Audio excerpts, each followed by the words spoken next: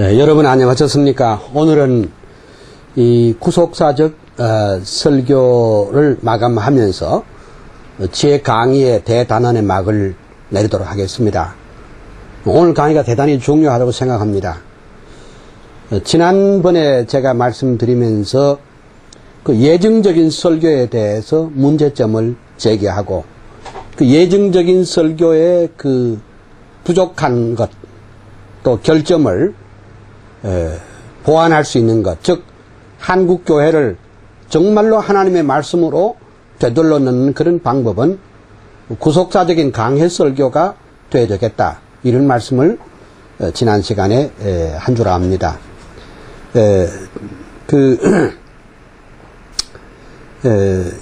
예정적인 설교를 하는 사람은 설교를 어떻게, 성경을 어떻게 보는가 하니까 예화의 근거로 생각을 합니다.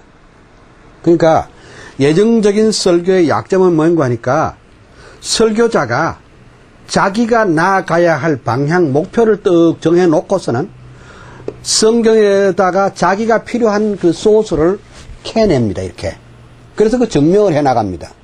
그리고 그 증명이 조금 부족하다 싶으면 청중들의 마음을 더 감동시키기 위해서 신문이나 잡지나 혹은 무슨 예화집에서 많은 재료를 이렇게 빼가지고 같이 설교를 합니다. 물론 제가 그것을 나쁘다고 말하지는 않습니다. 그러나 우리가 조심해야 될 것은 언제라도 설교자의 눈은 그 성경 본문이 가르치고 있는 참된 하나님의 뜻이 무엇인가, 그것을 먼저 발견해야 된다, 그 말입니다. 그래서 우리 예정적 설교는 한 세 가지로 생각해 보면 심리학적인 설명을 하기 쉽습니다. 가령 예를 들면 성경에 나타난 어떤 그 인물들에 대해서 그 심리학적으로 이렇게 추적을 해가지고 오늘 우리하고 이렇게 연결시켜 보는 겁니다. 다시 말하자면 성경에 나타난 인물들하고 오늘을 살아가는 우리들의 그 상황하고 이렇게 묘하게 이렇게 다리를 연결시켜서 거기서 어떤 교훈을 얻고자 하는 것입니다. 그 다음에 이제 이 심리학적인 해석은 설교의 실제 내용을 그 교훈이라는 눈더미 속에 가다 버릴 수 있습니다. 우리가 하나 알아야 될 것은 성경에는 캐리그마도 중요하고 디다케도 중요합니다, 물론. 그러나 먼저 캐리그마를 알고 난 다음에 교훈, 즉 디다케도 말할 수 있는데, 캐리그마를 아예 이렇게 다 빼버리고 난 다음에 디다케만 성경에서 말하는 것은 그것은 잘못되기 쉽다, 이 말이죠. 두 번째는 소위 영해의 문제인데, 흔히 우리 한국교회에서 제일 많이 쓰는 그 가운데 소위 영해 문제입니다. 성경 시대와 오늘의 이 시대를 2000년을 간격을 메꾸기 위한 가장 좋은 방법이 영해라는 방법인데, 혹시 잘못하면은 이런 것이 있습니다. 예수님께서 제자들과 함께 배를 타고 가시다가 주님이 고온히 주무셨습니다. 그때 풍랑이 일어났는데 제자들이 선생님을 깨우면서 선생님, 우리가 죽게 되었나이다 하고, 그 다음에 예수님께서 바람과 파도를 꾸짖으신 장면이 나옵니다. 그걸 가지고 어떤 설교자가 설교하기를 이렇게 말합니다. 인생은 고해와 같다. 인생은 고해와 같다는 전제를 딱 하고 난 다음에 무슨 공자님, 석가님, 무슨 소크라테스, 키엘케골, 별의별 사람 다 해서 인생은 고해와 같다. 이렇게 해가지고 무엇을 말하고, 인생은 고해와 같다는 것을 설명을 하고, 나중에 이제 그 인생의 고해 같은 인생을 극복하는 것은 예수님이다. 그 끝에 와서 한 말씀 하는데, 그러나 성경은 우리에게 이 본문은 인생은 고해와 같다는 것을 가르치려는 것이 목적이 아니고, Jesus Christ Almighty King, He is Son of God, 예수 그리스도는 하나님의 아들이요, 그는 창조주 하나님으로서 바람과 파도까지도 잠잠케 하시는 창조주 하나님인 것을 보여주기 위한 것이라는 사실을 우리가 깨달아야지. 까딱 잘못하면 그만 파도설교, 배설교가 돼버리기 쉽단 말이에요. 이 조각배를 깊이 설명하고 난 다음에 뭐 인생은 조각배와 같다든지 뭐 이런 것은 이게 성경을 말하고자 하는 것이 아니라 이게. 그 다음에는 이제 그 도덕적인 그 도덕화의 위험도 문제가 있는데 그것은 아까 말했습니다. 지난번에도 제가 말씀을 드렸는데 소위 도덕적인 설교란 바로 율법적인 설교입니다. Moralistic preaching is legalistic preaching입니다. 도덕적인 설교가 곧 율법적인 설교입니다.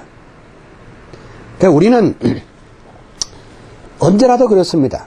성경을 구속사적인 설교라고 하는 것은 성경을 점으로 보는 것이 아니라 선으로 보는 겁니다. 이렇게.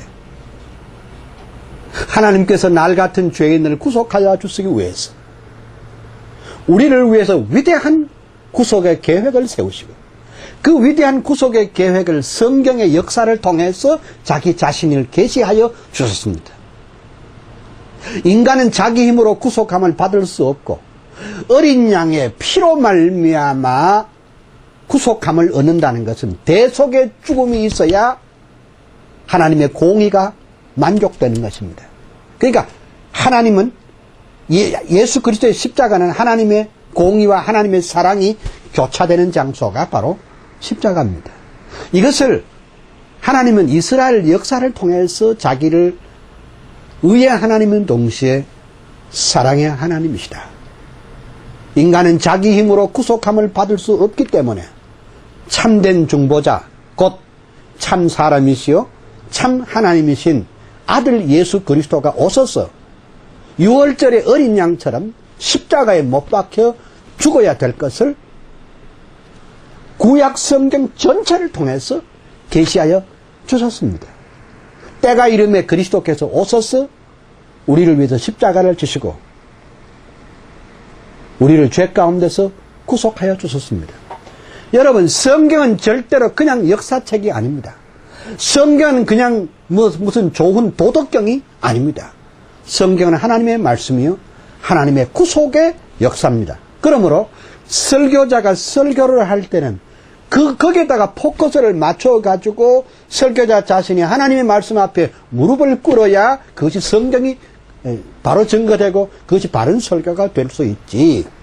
성경에 무슨 단어 하나하나 꼭 집어 깨가지고 아니면 전치사 하나하나 꼭 집어 떼가지고 부사 하나 꼭 집어 떼가지고 뭐 거기다가 무슨 넓적한 것은 뭐이고 펑퍼짐한 것은 무엇이고 그 다음에 둥글둥글한 것은 무엇이고 파란 건 뭐이고 까만 건 무엇이다. 이런 식의 말하자면 예정적인 설교는 성경을 바로 깨닫기에 엄청 부족한 것이라고 저는 생각합니다. 이것이 우리 개혁교회의 그 설교관입니다. 성경을 선으로 먼저 볼 줄 알아라.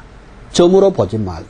성경은 많은 파편이 이렇게 흩어져 있는 것이 아니라 분명하게 하나님의 계시의 역사로 이렇게 흘러가고 있다. 이것을 말씀드릴 수밖에 없습니다. 그러면 오늘 이 마지막 강의에서 다시 여러분에게 말씀드린 것은 구속사적 설교의 원리가 뭐냐. 앞서 우리는 이미 구속사적 설교에 대해서 말씀드렸지만은 전 세계에 있는 이 칼빈주의자들, 개혁주의자들, 예를 들면 홀베르다, 화란의 깜본 신학대학의 구약학교서 홀베르다, 그 다음에 변증학자, 유명한 조직신학자의 변증한 클라스 스킬더 박사, 그 다음에 시 페인호프 등 걸출한 칼빈주의 학자들이 이 구속사적인 설교 원리를 제시했는데 첫째 원리가 뭐냐? 하나님 중심 사상입니다. 구속사적 설교를 하는 사람은 항상 역사적 본문을 취급할 때 인간 편에서의 접근보다도 하나님 편에서의 접근을 최우선 순위로 다루는 것입니다. 이 말을 조금 더 진지하게 전개하기 위해서 스킬더 박사께서 하신 말씀을 제가 그대로 인용해 보겠습니다. 여러분 들어보세요. 그는 말하기를 설교자들 가운데는 예수 그리스도 그 자신보담도 그 주변 인물에 대해서 관심을 갖고 설교하는 사람들이 많다. 예컨대 유다, 베드로, 빌라도, 헤롯, 마리아들에 관하여 특히 그들의 내적 갈등과 위로와 또는 완약한 마음에 대해서 이야기가 부각되는 반면에 중요한 것은 잊어버리고 있는데 그 중요한 것이 뭐냐? 하나님께서 독생자에게 무엇을 하셨고 그리스도께서 무엇을 하셨는지 그리스도께서 그 주변 인물을 통해서 무엇을 하셨는지를 설교해야 합니다. 그러므로 사람이 아니고 그리스도께서 우선순위가 돼야 한다. 이렇게 스킬드 박사는 말했습니다. 여러분 이해가 됩니까? 오늘까지는 우리가 늘 그렇게 설교할 때 항상 베드로에 대해서 심리학적으로 도덕적으로 예레미야에 대해서 심리학적으로 도덕적으로 설명하기만 했습니다. 성경의 역사는 구속사이므로 당연히 하나님 중심으로 생각을 해야 되겠고 하나님 우선 시각으로 접근을 해야 그것이 바른 설교가 된다는 것입니다. 물론 성경 기록의 역사에는 하나님만 나온 것이 아니라 인간도 나옵니다. 보세요. 성경에는 두 가지 극점이 있습니다. 첫째는 하나님이요. 그다음 인간입니다. 하나님께서는 인간에게 계시하여 주셨습니다. 그 인간이 계시를 받았을 때 여기서 그 반응이 나옵니다. 그 반응은 용기, 믿음, 신뢰, 불신앙, 불순종 또는 화복 등 여러 가지 그 반응이 나타납니다.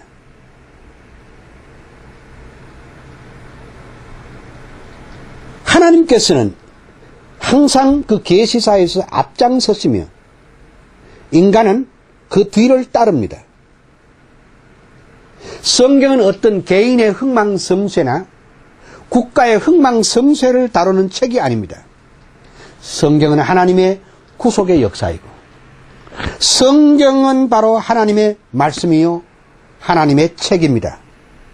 그러므로 설교자가 성경의 역사적 본문을 가지고 설교할 때 당연히 하나님도 말해야 되겠고 인간도 말해야 되겠지만은 예정적인 설교에는 인간 쪽에서의 반응만 가지고 설교를 하지만은 구속사적인 설교는 언제라도 우선순위가 하나님 중심 시각에서 성경을 보고 하나님 중심 시각에서 역사를 보고 하나님 중심 시각에서 인간을 보는 눈을 열어야 할 것입니다.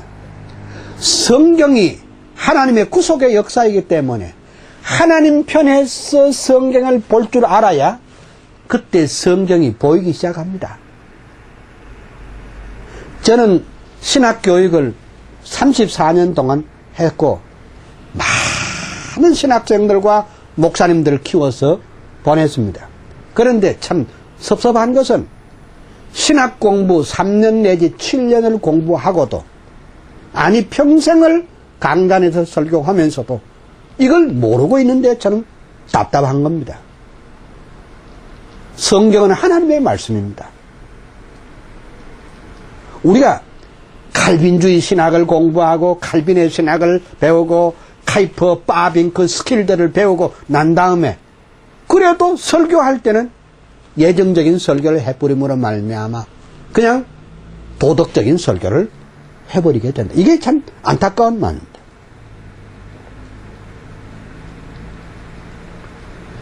우리는 하나님이 무엇을 행하시고 하나님이 무엇을 원하시며 하나님이 무엇을 의도하시는지를 먼저 고민하고 그 말씀을 생각하도록 해야 됩니다.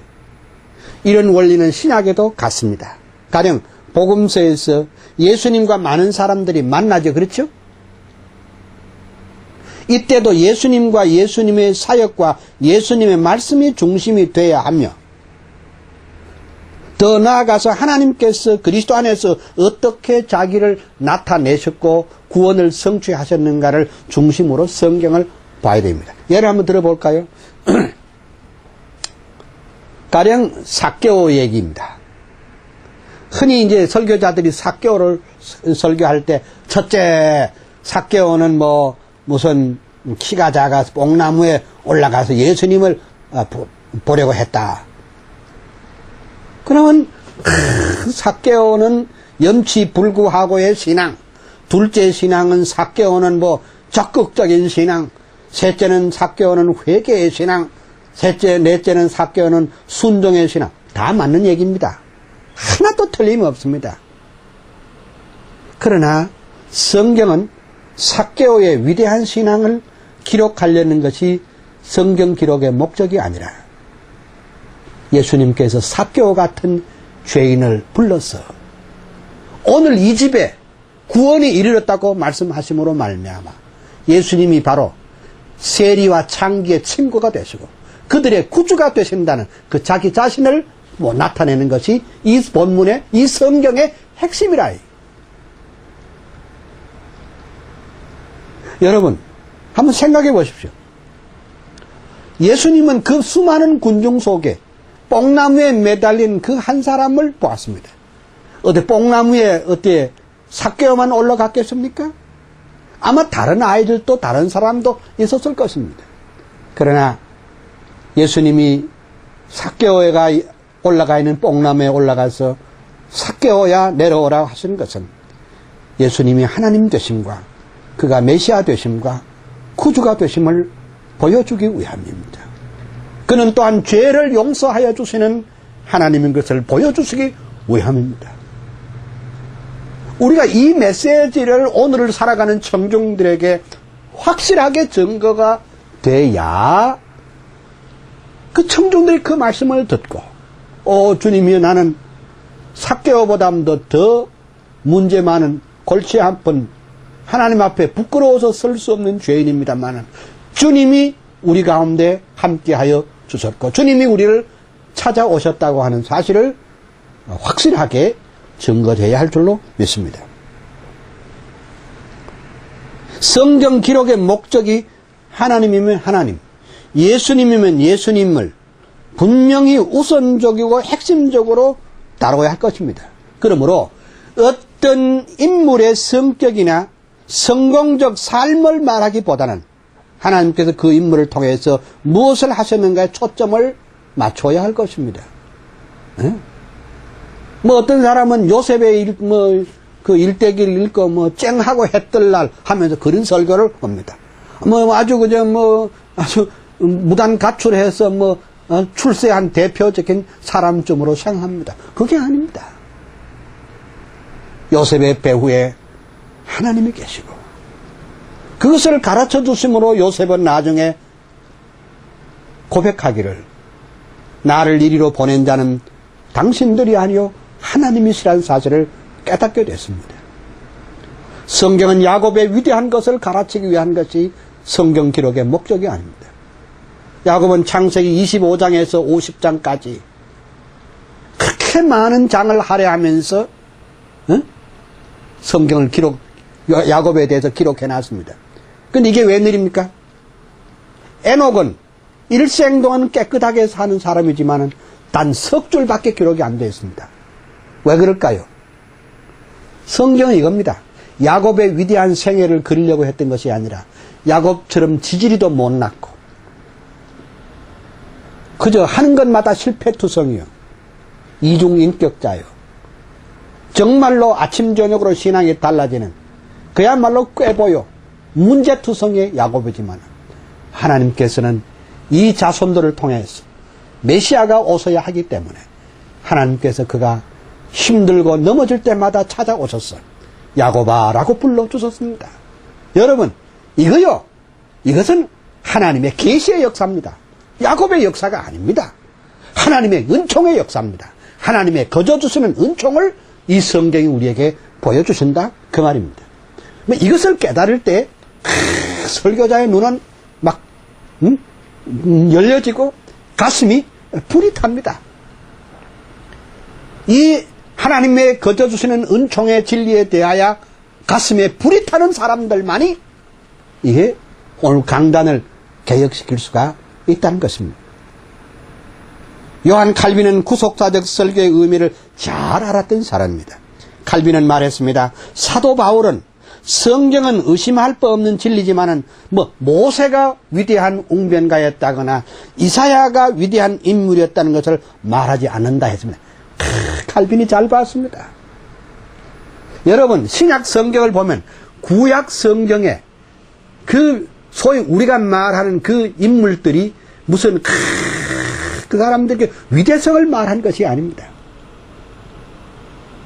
아브라함과 이삭과 야곱과 요셉 다 뭡니까? 하나님의 구속사의 인스트루먼트입니다. 도구에 불과한 겁니다. 모두가 도구입니다. 칼빈은 말하기를 설교자 임무는 인간의 무슨 기호에 맞추는 것이 아니라 주께서 말씀하신 것을 전적으로 전파하고 그리고 드러내는 것이라고 그렇게 생각했습니다. 칼빈이 설교를 이끌어내는 방식은 언제나 데이오센트릭, 하나님 중심적인 신학이요, 데이오센트릭 프리칭입니다. 하나님 중심의 설교입니다.